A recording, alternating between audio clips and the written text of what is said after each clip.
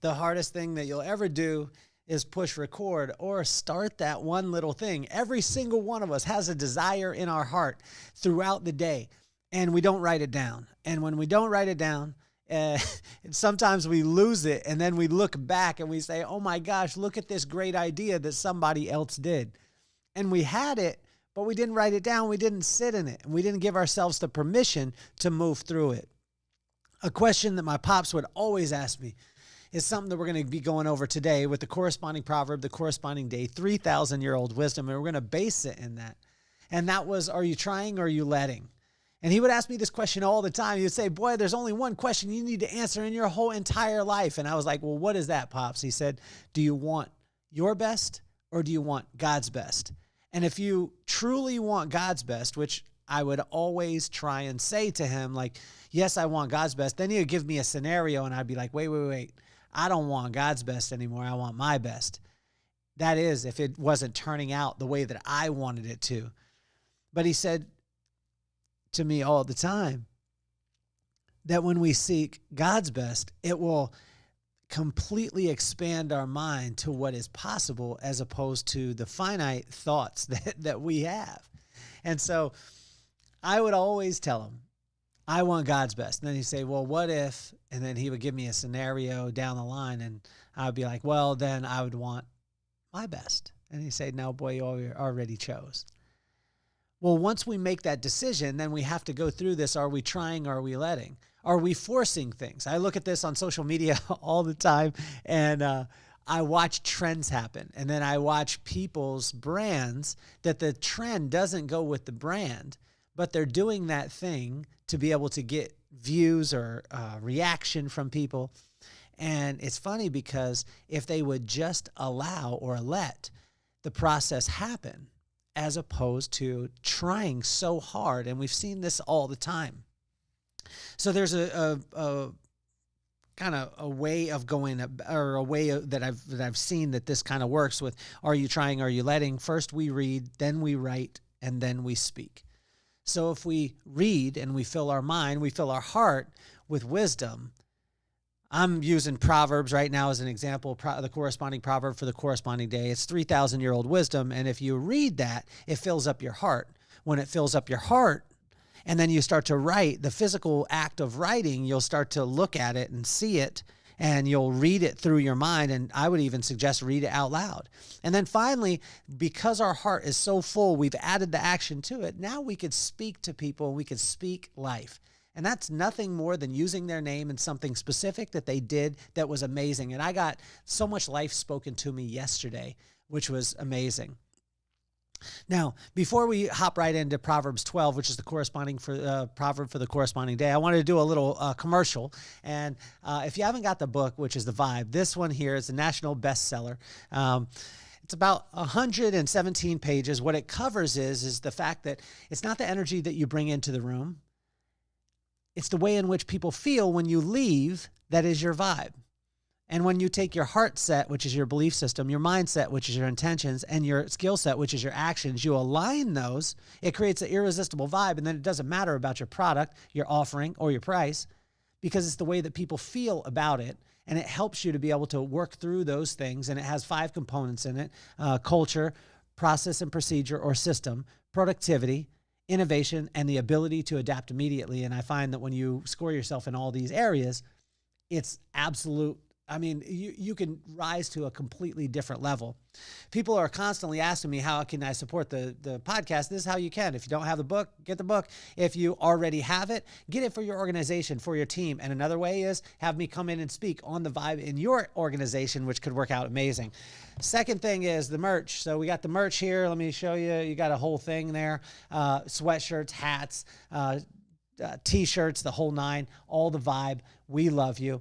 The vibe is, again, not the feeling or not the energy that you walk into the room with, but the way that people feel when you leave.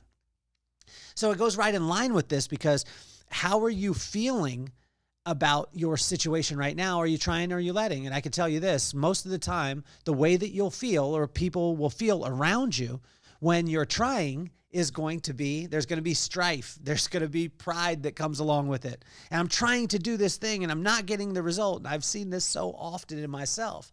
But when I'm letting it happen, my pops referred to it as relaxed intensity. And when we get into that relaxed intensity, things start to shift a little bit. So in Proverbs 12, the corresponding proverb, corresponding day, I'm going to run this down for you because there's the compare and contrast of trying and letting. And in verse 1, it says, whoever loves discipline loves knowledge, but whoever hates correction is stupid. It's probably one of my favorite verses in Proverbs because it literally lays it down. God is gangster in this. And Solomon wrote the words, but it was inspired by God. And listen to that.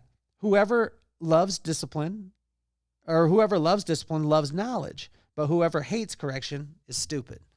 So when you love discipline, you're letting God discipline you. And when you let him do his work, it's exceedingly abundantly more than you could ever imagine. And sometimes doing that work is just showing up. Sometimes we're weary. Sometimes we're a little bit tired. Sometimes we don't understand, like, God, why would you have me? Like when I came to the studio this morning, I thought, okay, what is it? And I was racking my brain over and over again, and I was reading, and it really wasn't popping out. And I was forcing so much because I wanted to have a message for every single one of you. But then God simply, quietly, very relaxed, intensely said, are you trying or are you letting?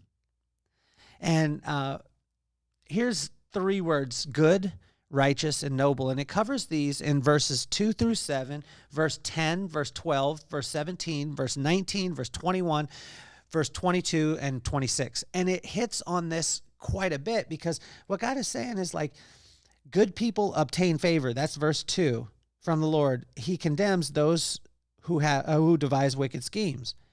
No one can be established through wickedness, but the righteous cannot be uprooted. A wife of noble character is a husband's crown, but a disgraceful wife is the decay of his bones. And it goes on and it talks about righteousness, nobility, and good.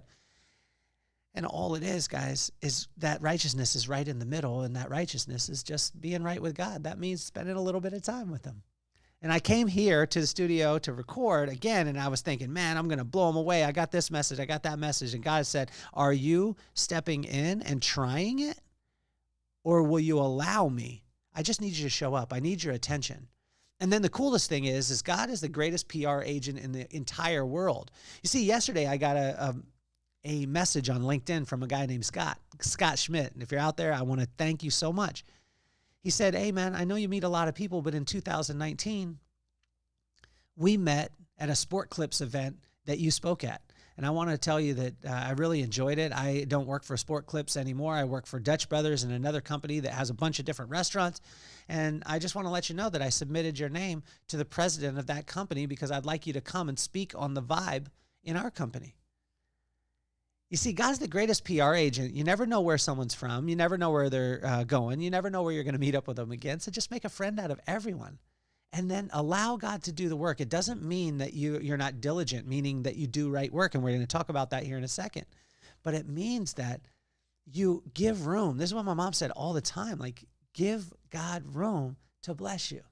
Because sometimes in our rituals, sometimes in our religions, in our routines, we push God out and we say, if I just do this, then God, you need to show up. And he's saying, no, just show up. Just show up and allow me. Just let me do the things that will surprise you. Give me a little bit of room. And number 3 is, are we putting off immediate gratifications for future glory? And this is in verse 8 and 9. We'll hit these first. A person is praised according to their prudence, which is the thought of the future, and one with a warped mind is despised. Better to be a nobody yet have a servant than to pretend to be somebody and have no food. We've said it before, a big hat and no cattle. And a lot of times we're not taking thought of the future, right? And just little tiny things. Thought of the future, grab the book, read the book. It's incredible. It's not a theory side of it. When I say the book, the vibe, it's not a theory side of it. This is what we built a multi-million-dollar company on. And then I turned around and I wrote the concept down as opposed to coming up with a theory and seeing if it worked. We actually reverse engineered it. So are you willing to put off immediate gratifications for future glory? In verse 16.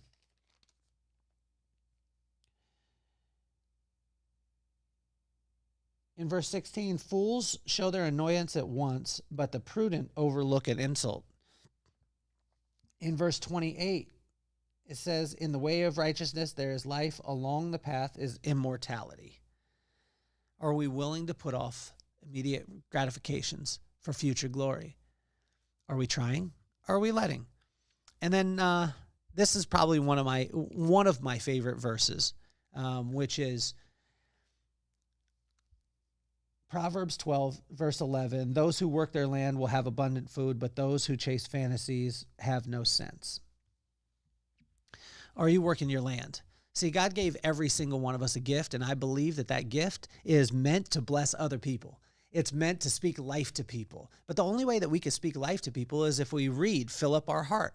We write it down so we physically see it come out of us, and now it becomes our idea. When we read it, it's somebody else's idea. When we write it, it becomes our idea. And when we express it, then we give that gift to other people. Can you text someone right now? Can you call someone right now?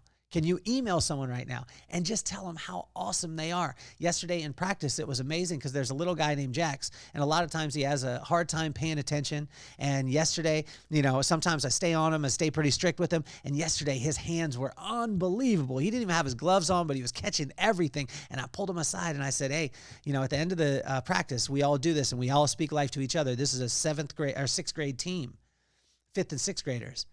And I say, who you got? And they, my son Maddox says, I got that person I got Cooper for all your for all your catches today. And then they go and they dap each other up and they speak life. And what happens is their countenance change when they hear their name, when they hear something specific that they did. It's got to be their name. It's got to be specific. But I spoke life to this little guy named Jax. And I said, Jax, I just want to speak life to you, man. Because you did amazing today. Your hands were unbelievable. It was the best I've ever seen you. Great practice. High five. Bam. And he just lit up. Sometimes people are waiting for you to speak life to them because they're hanging on by a thread.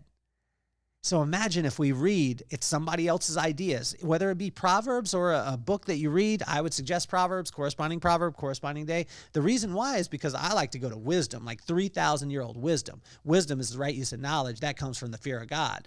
When we get wisdom, it'll give us knowledge. That knowledge will give us understanding. Understanding will give us insight. Insight will give us discretion. Discretion will give us discipline. And discipline will give us strength.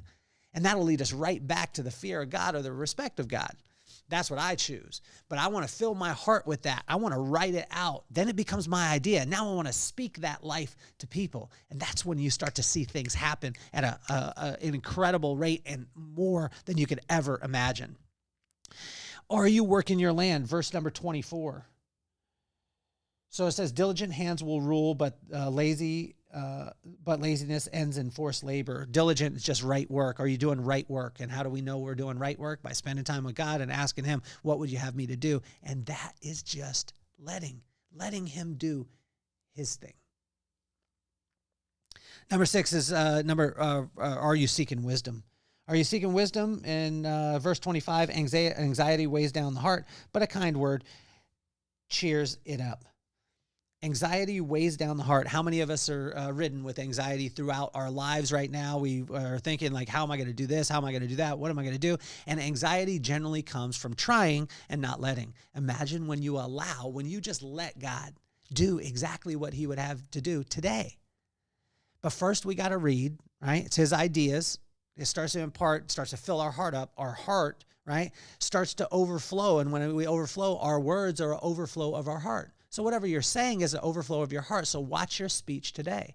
And when you watch your speech today, you'll be able to tell what's in your heart. And how to tell what's in your heart is what you've been allowing through your ears and through your eyes and through your senses, what you're surrounding yourself with. Sometimes it's the music that we're listening to. And the last one is peace and joy. It's in verse 30.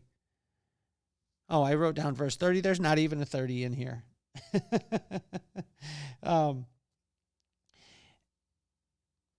When we look at this as far as peace and joy, what God wants us to be able to have is he wants us to be able to have peace and joy. It's actually in verse 20.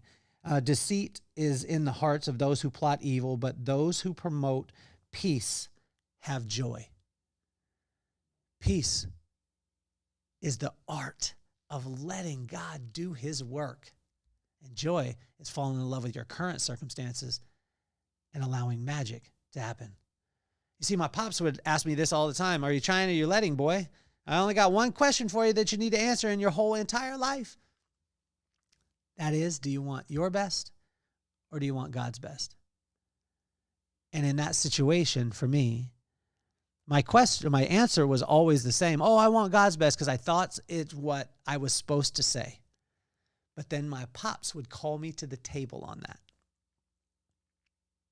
And he'd give me a scenario, and then I would want to rearrange it. Why? Because I didn't get what I wanted. I could tell you this. What I want and what God has for me is two different things, and I would much rather have what God had for me. Are you trying or are you letting? Speak life to someone today. First, take the time to read his word, corresponding proverb, corresponding day. Write a letter to your wife, to your girlfriend, to your son, to your daughter, to your best friend, and tell them the specific things that they are doing, and do it on pen and paper. And then speak life to every single person you come in contact with, and watch that magic happen. Are you trying or are you letting? Proverbs 12, the corresponding proverb for the corresponding day, 3,000-year-old wisdom, and it's applicable today. My name is Kelly Cardenas, and I'm officially off the hot seat. Peace, love, and soul.